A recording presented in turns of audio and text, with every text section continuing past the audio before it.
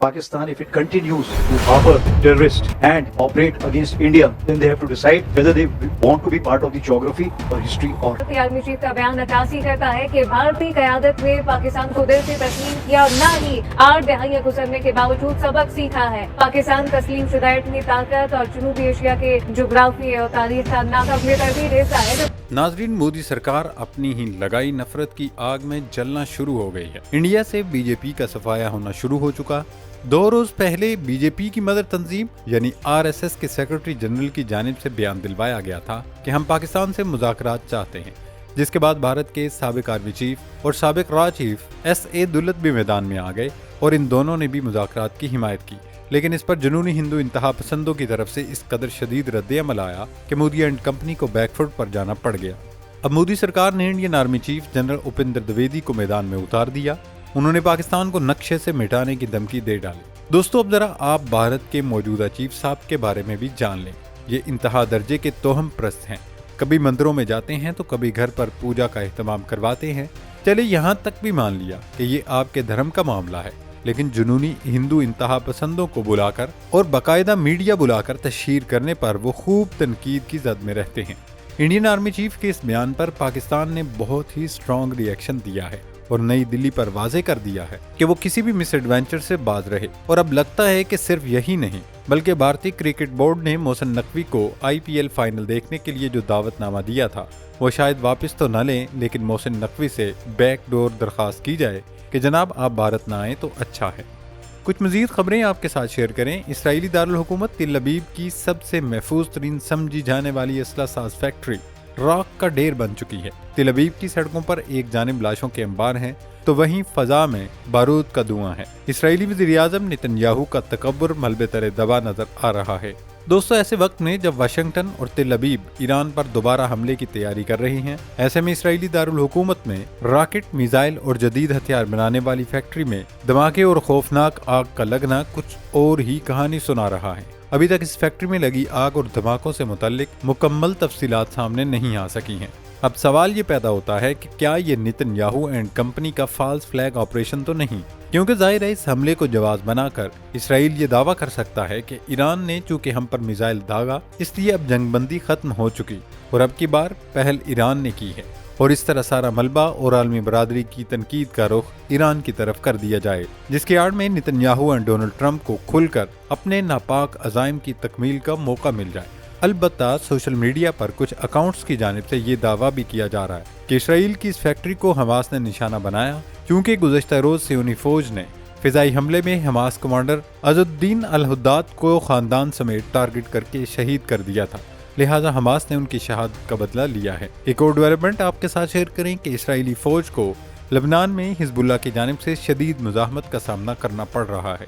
Hezbollah ने सियोनी फौज के प्लाटून कमांडर को उड़ा दिया है। हिजबुल्लाह ने कैसे इसराइली फौज को ट्रैप करके घेरा और कैसे उस कमांडर को ठिकाने लगाया, ये एक दिलचस्प दास्तान है।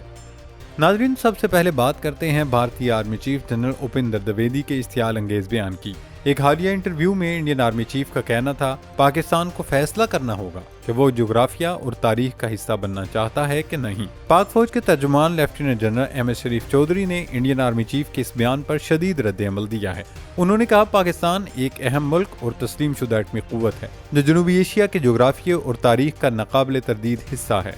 उन्होंने कहा एक खुद मुख्तार एटमी हमसाया मुल्क को जोग्राफिया से मिटाने की धमकी न कोई स्ट्रेटजिक इशारा है न सफारती दबाव। ऐसी धमकी जहनी दिवालियापन, जुनून और जंगी जुनून का सबूत है। दोस्तों, पाक फौज ने वाजे कर दिया है कि पाकिस्तान को कमजोर समझने की गलती न की जाए।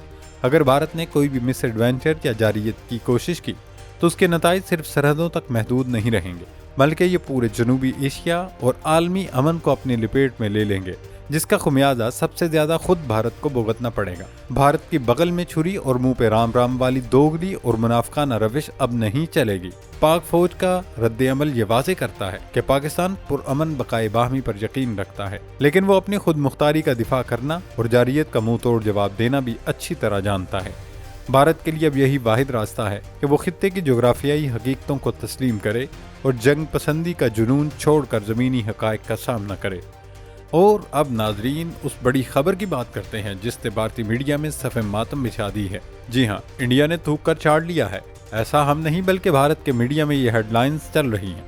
जुनूनी हिंदू इंतहा पसंदों को मिर्चें लगी हुई हैं, क्योंकि जो भारत कल तक कहता था कि पाकिस्तान के साथ कोई ताल्लुक नहीं होगा, हम पाकिस्तान के बगैर क्रिकेट चलाकर दिखाएंगे, अब उनकी ये बात समझ आई थी और इसीलिए दोनों मुल्कों में कशीदगी और तनाव कम करने और मुज़ाकरात की विंडो खोलने के लिए चेयरमैन पीसीबी मोहसिन नकवी को, जो एशियन क्रिकेट काउंसिल के भी सदर हैं, उन्हें आईपीएल का फाइनल देखने के लिए मदऊ किया गया था। ये दावत कोई आम दावत नहीं थी, ये मोदी सरकार की क्रिकेट डिप्लोमेसी का आगाज समझा जा रहा था। भारतीय क्रिकेट बोर्ड के असल करता धरता अमित शाह के बेटे जय शाह हैं। अगरचे जय शाह अब आईसीसी के चेयरमैन बन चुके हैं, लेकिन भारतीय बोर्ड की डोरियां अब भी उन्हीं के हाथ में हैं।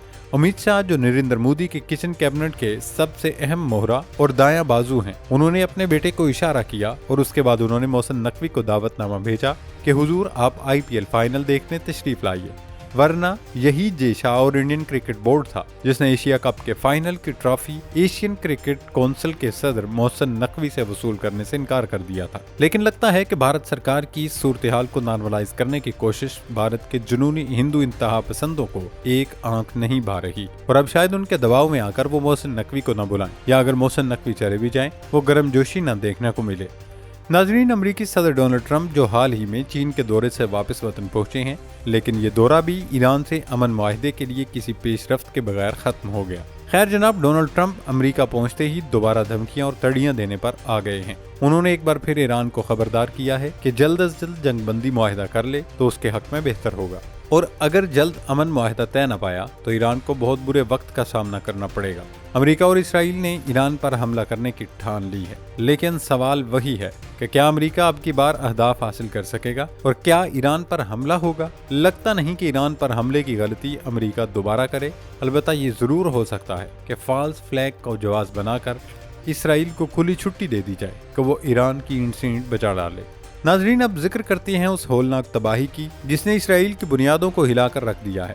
इसराइल की इस फैक्ट्री में जोरदार धमाके हुए जहां एरो 2, एरो 3, सिल्वर एंकर और ब्रॉकेट जैसे खतरनाक मिसाइलों के हैवी और लाइट रॉकेट इंजन बनाए जाते हैं। ये कोई मामूली फैक्ट्री नहीं थी, ये इसराइल का वो गुरूर था जिसके बलबूते पर वो पूरी दुनिया को डराता था। लेकिन आज वहां आसमान को छूते हुए शोले हैं और लाशों के अंबार हैं।